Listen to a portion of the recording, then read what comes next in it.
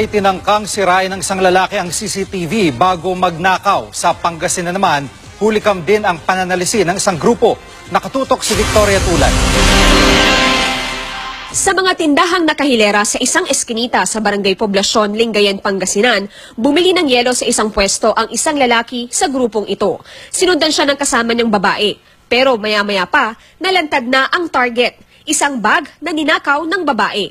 Habang kinakausap ng isang lalaking kasama ang babaeng bantay sa kabilang tindahan, ang babae isinilid na ang target na bag sa plastic na hawak ng isa pa nilang kasama.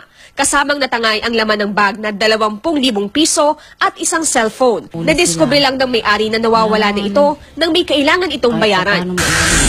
Sa Irigas City, Camarines Sur, gulong ng tricycle naman ang pinuntirya ng isang kawatan. Pagkasakay ng gulong sa sarili niyang tricycle, kaswalang itong tumakas. Inabot pa ng ilang oras bago napansin ng may-ari na kulang na ang gulong ng tricycle niya.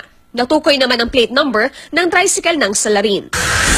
Sa Tabaco, Albay, nilooban naman ng isang lodging house. Tinangay muna ng lalaki ang 2 cellphone na naiwang nakapatong sa counter. Maya-maya, bumalik siya at pumasok na sa counter na palingalinga pa. At nang mapansin ang CCTV camera sa isang sulok, inakyat niya ito at ginupit ang isang wire.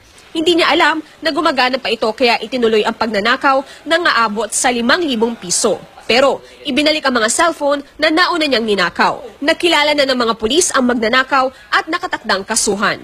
Victoria Tulad, nakatutok, 24 oras.